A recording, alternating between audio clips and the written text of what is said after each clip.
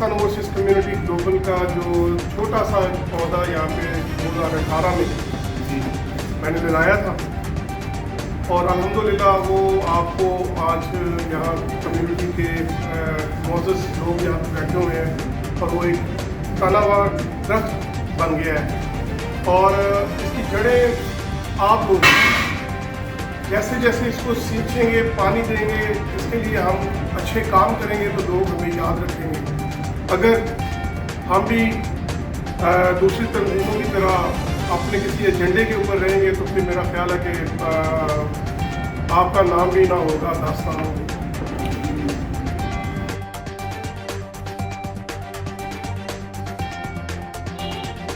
Pakistan overseas community global का मुतहदा अरब अमारात में इजलास की सदारत पीओसी ग्लोबल के चेयरमैन मियां तारिक जावेद ने की। इजलास में पीओसी ग्लोबल यूएई के साबका और नई टीम समेत मुख्तलिफ शुबाहाए ज़िंदगी से ताल्लुक़ रखने वाली मारूफ समाजी कारोबारी सियासी शख्सियात ने भरपूर शिरकत की। इजलास में मुतहदा अरब अमारात और गल्फ रीजन के नए अहदेदारों का चेयरमैन पीओसी ग्लोबल मियां तारिक जावेद ने बाकायदा तौर पर ऐलान किया।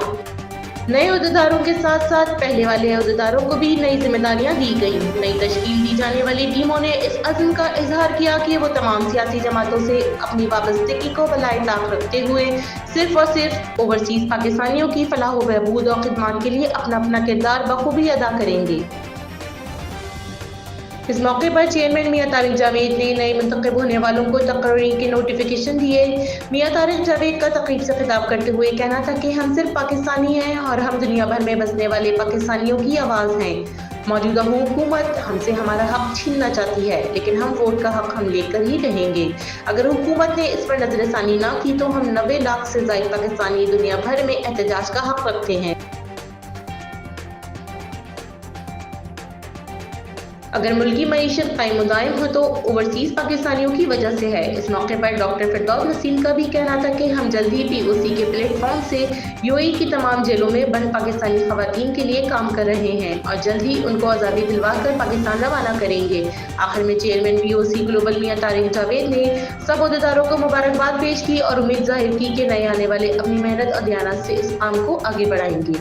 तकरीब में मीडिया की एक बहुत बड़ी तादाद ने ख़ुसूसी तौर पर शिरकत की। आखिर में मुंतखब सदर और चेयरमैन पीओसी ने मीडिया से गुफ्तगू करते हुए कहा कि बिस्मिल्लाहिर्रहमानिर्रहीम, बहुत बहुत शुक्रिया पाकिस्तान ओवरसीज़ कम्युनिटी ग्लोबल के चेयरमैन मियां जावेद साहब का, जिन्होंने मुझे जिम्मेदारी दी है एज ए प्रेसिडेंट यूएई। इंशाअल्लाह ताला जो एग्जिस्टिंग मेंबर्स हैं और जो एग्जिस्टिंग हमारे साथ वेतरान हैं उनके साथ मिलकर इंशाअल्लाह कम्युनिटी के हक़ के लिए हम आवाज़ भी उठाएंगे। हम उनके मसाइल को भी देखेंगे, उनको हल करवाएंगे और जिस लेवल तक जाना पड़ा हम जाएंगे, चाहे वो पाकिस्तान में वज़ीर-ए-आज़म, वज़ीर कानून, कोई भी लेवल हो।